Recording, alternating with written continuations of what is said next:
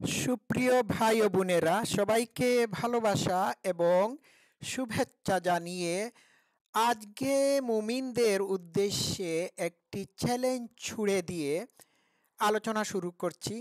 মুমিনরা যদি আমাকে এই চ্যালেঞ্জের মোকাবেলা করতে পারে, আমার সাথে মোকাবেলা করতে পারে, তাহলে আমি ইসলাম কবুল করে নেব।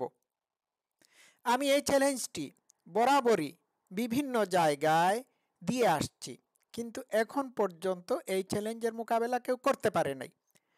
তো চ্যালেঞ্জটি হলো যে মানব শিশু ফর্মের ব্যাপারে আধুনিক বিজ্ঞান যে ইনফরমেশন বা ফাইন্ডিং আমাদেরকে দিয়েছে, সেই ফাইন্ডিং যদি তারা অ্যাকুরেটলি কোরআন থেকে দেখাতে পারে বা কোরআনের আয়াত থেকে দেখাতে পারে, তাহলে মুসলমান হয়ে যাব। কোনো তেনাবাজি কিংবা জাকির নায়েক মার্কা ফেলাসি করে মানে চ্যালেঞ্জের মোকাবেলা করলে হবে না। তো আমি প্রথমত একটি ইমেজ দেখাই আপনাদেরকে। ইমেজটা এই দেখুন, তারপর আমি কোরআনের আয়াতে চলে যাব। এই দেখুন ইমেজ। এইগুলো কি বলুন তো দেখি? স্পার্ম। এই স্পার্মের কি দেখা যাচ্ছে? লেজ আছে নাকি? স্পার্মগুলোতে লেজ আছে, মাথা আছে। তো এইগুলো হচ্ছে মাথা, মুন্ডু ও লেজ বিশিষ্ট স্পার্ম। স্পার্মগুলো কোথায় গিয়ে নিষিক্ত হচ্ছে? ডিম্বাণুতে বা ডিমে নিষিক্ত হচ্ছে। এগ। এইখানে দেখুন ডিম্বাণু, কোটি কোটি স্পার্ম ডিম্বাণুর দিকে ধেয়ে আসতেছে না, সাঁতার কেটে। আচ্ছা, এই দেখুন, এই দেখুন, এটা কি? ডিম্বাণু। এটা কি? স্পার্ম।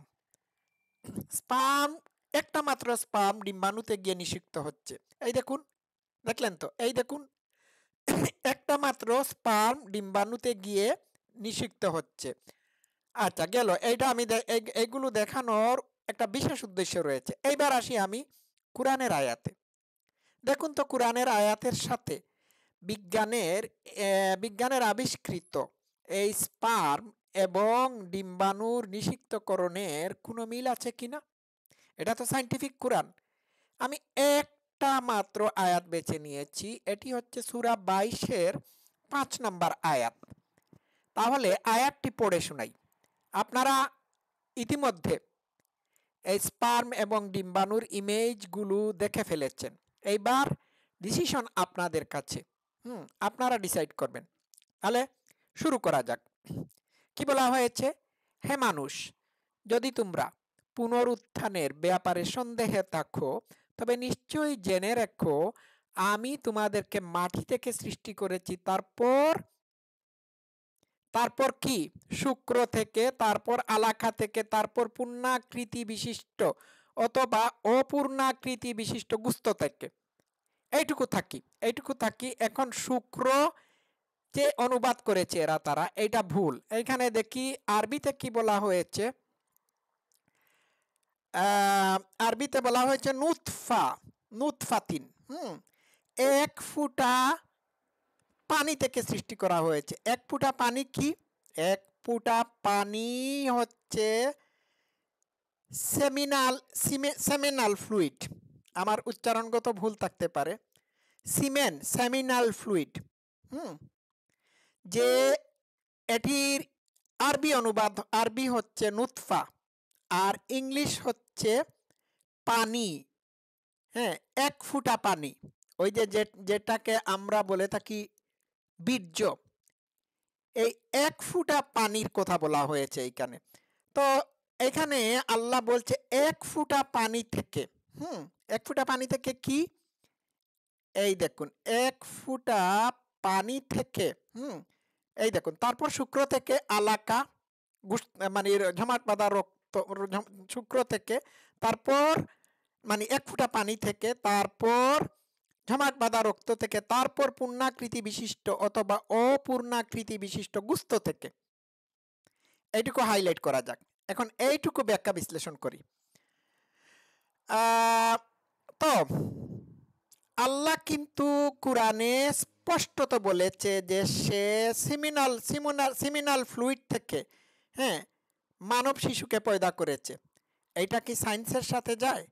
সিমোনাল ফ্লুইড অথবা 1 ফুটা পানির মধ্যে কোটি কোটি কোটি কোটি মাথা মুন্ডু এবং লেজ বিশিষ্ট স্পার্ম থাকে। তাহলে আমি দেখাই কতটা স্পার্ম থাকতে পারে।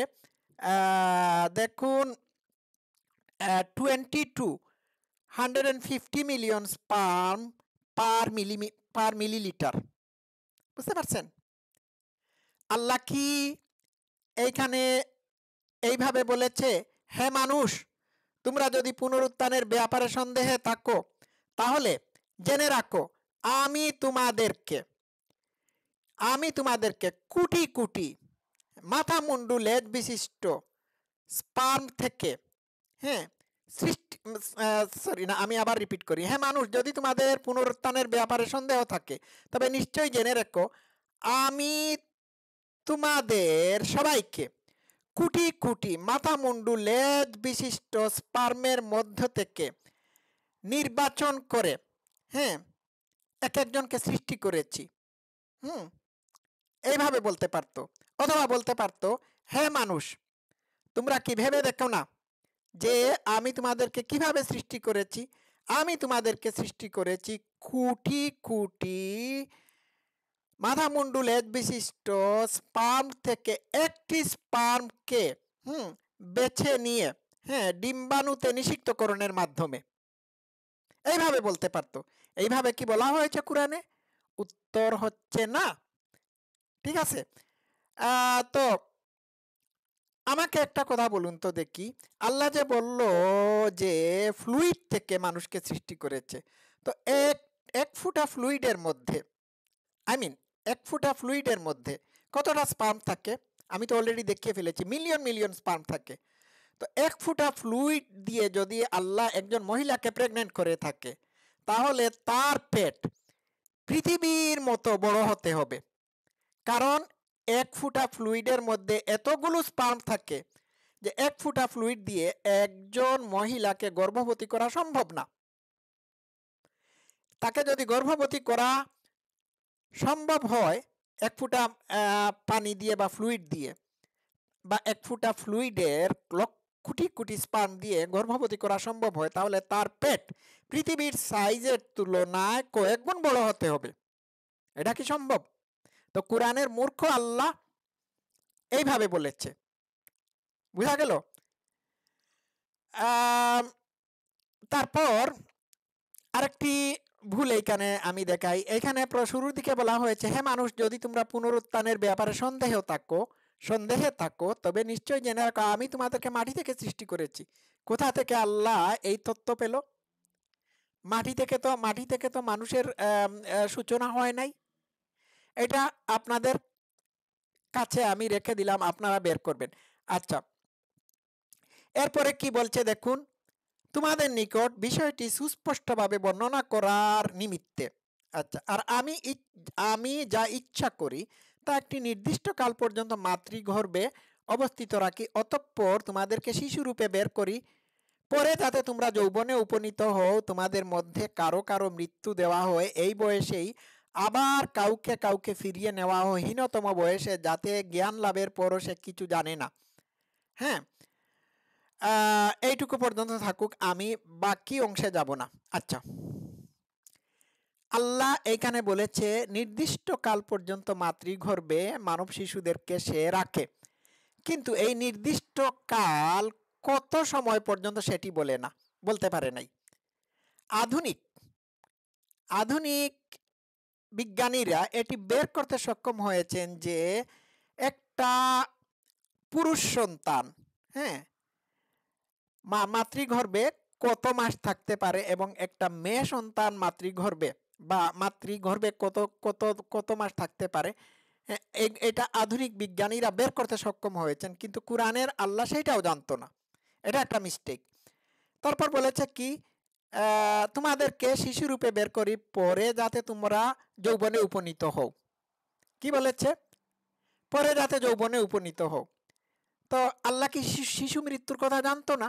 শিশুরূপে বের করে পরে যাতে তোমরা যৌবনে উপনীত হও, মানে এখানে আল্লাহ বোঝাতে চাচ্ছে যে একটা মানব শিশু পয়দা হওয়ার সাথে সাথেই সে যৌবন পর্যন্ত উপনীত হয়, আহ, তারপর যৌবনেও সে মারা যেতে পারে অথবা বৃদ্ধ হতে পারে, এইটুকু বলছে। কিন্তু এটা বলে নাই অতঃপর আমি তোমাদেরকে শিশু রূপে বের করি পরে যাতে তোমাদের মধ্যে কেউ কেউ মারা যায়, কেউ কেউ যৌবনে উপনীত হয়, তোমাদের কারো কারো মৃত্যু হয়ে যায় যৌবনকালে, হ্যাঁ এই বয়সেই, আবার কাউকে কাউকে তার পরিণত জীবন পর্যন্ত উপস্থিত করা হয়, তারপর সে মানে শক্তিহীন হয়ে পড়ে, এটাও বলে নাই। তাহলে এটা হচ্ছে মানে এটা এটা মানে ইন ডিটেলস বলা হয় নাই, ঠিক আছে। কিন্তু এই আল্লাহ বলছে যে আমি বিস্তারিত বর্ণনা করেছি, এখানে কি বিস্তারিত বর্ণনা করা হয়েছে? উত্তর হচ্ছে না। আচ্ছা, গেল এইটা। তারপর আমি আমি যেটি বলতে চাচ্ছি সেটি হলো যে আল্লাহ ডিম্বাণুর কথা জানতো না। ডিম্বাণুতে বা ডিমের মধ্যে যে স্পার্ম নিষিক্ত হয় সেই কথা আল্লাহ কুরআনের কোথাও বলে নাই। বুঝতে পেরেছেন? কোন মুমিন যদি আমাকে এই ইনফরমেশন কুরআনের আয়াত থেকে দেখাতে পারে, আফসা আফসা দেখালে হবে না, তেনাবাজি করে দেখালে হবে না, একেবারে ডাইরেক্ট যদি দেখাতে পারে আমি মুসলমান হয়ে যাব। বুঝতে পারছেন? তাহলে আমি দেখাই স্পার্ম কিভাবে ডিম্বাণুতে নিষিক্ত হয়ে তারপর মানব শিশু ফর্মের প্রক্রিয়া আসে। এই দেখুন, আমি গুগল ট্রান্সলেশন করে নিয়েছি। নিষিক্তকরণের সময় শুক্রাণু এবং ডিম্বাণু, আই মিন স্পার্ম এবং ডিম্বাণু ফ্যালোপিয়ান টিউবের একটিতে একত্রিত হয়ে একটি জাইগোট তৈরি করে, তারপর জাইগোট ফ্যালোপিয়ান টিউবের নিচে ভ্রমণ করে, যেখানে এটি একটি মরুলা হয়ে যায়। একবার এটি জরায়ুতে পৌঁছালে মরুলা একটি ব্লাস্টোসিস্টে পরিণত হয়। তারপর ব্লাস্টোসিস্ট জরায়ুর আস্তরণে প্রবেশ করে ইমপ্লান্টেশন নামে একটি প্রক্রিয়ায়। আচ্ছা, এইটুকু আমি আপনাদেরকে দেখালাম বোঝানোর জন্য। এইবার আমি আসি আসল কথায়। কুরআন যদি সায়েন্টিফিক হতো তাহলে কুরআনের আল্লাহ এইভাবে বলতো, হে মানুষ, তোমরা কি দেখো নাই যে আমি তোমাদেরকে এক ফোঁটা পানিতে অবস্থিত কোটি কোটি মাথামুন্ডু লেজ বিশিষ্ট স্পার্ম থেকে তোমাদের সবাইকে সিলেক্ট করি, নির্ধারিত করি, তারপর মাতৃগর্ভে ডিম্বাণুতে নিষিক্ত করাই, তারপর তোমরা মানব শিশু রূপে এইখানে তোমাদের বডি ফর্ম হতে থাকে। তারপর নির্দিষ্ট সময়ের পরে তোমাদেরকে মানব শিশু রূপে আমি ওই তোমাদের মায়েদের দ্বারা প্রসব করাই। এইটা যদি আল্লাহ বলতো তাহলে বুঝতাম যে আল্লাহ ঠিকই একজন আল্লাহ, কিন্তু এটা বলতে পারে নাই। তা আমি মুমিনদেরকে চ্যালেঞ্জ দিয়ে বলছি, তারা যদি কুরআনে এইভাবে কোন আয়াত দেখাতে পারে যে আমি কোটি কোটি মাথামুন্ডু লেজ বিশিষ্ট স্পার্ম থেকে একটি স্পার্মকে সাঁতার কাটাতে সক্ষম হই এবং শেষ পর্যন্ত এই স্পার্মটি একটি ডিম্বাণুতে গিয়ে নিষিক্ত হয় এবং শেষ পর্যন্ত সে মানব শিশু রূপে মাতৃগর্ভে বেড়ে উঠতে থাকে, এরপর তাকে মানব শিশু রূপে আমি দুনিয়াতে প্রেরণ করি, এক্স্যাক্টলি এই ধরনের কোনো আয়াত যদি কেউ আমাকে দেখাতে পারে আমি মুসলমান হয়ে যাব। বিষয়টা আপনারা বুঝতে পেরেছেন? এই চ্যালেঞ্জটা আমি আজকে রাখলাম মুমিন মুসলমানদের কাছে। তেনাবাজি করে বললে হবে না। কত বড় মূর্খ আল্লাহ বলে, সে বলে মানে ফ্লুইড থেকে মানুষকে সৃষ্টি করেছে। মূর্খ আল্লাহ জানে না ফ্লুইডের মধ্যে কোটি কোটি স্পার্ম থাকে? ফ্লুইডের এতগুলো স্পার্ম দিয়ে একটা মহিলাকে, একটা নারীকে গর্ভবতী করা তো কোনো অবস্থাতেই সম্ভব না। বুঝতে পেরেছেন? আপনারা আয়াতগুলো মিলিয়ে দেখবেন। আর বেশি বকবক করলাম না, এই পর্যন্ত থাকুক। সবাই ভালো থাকবেন। Love you all.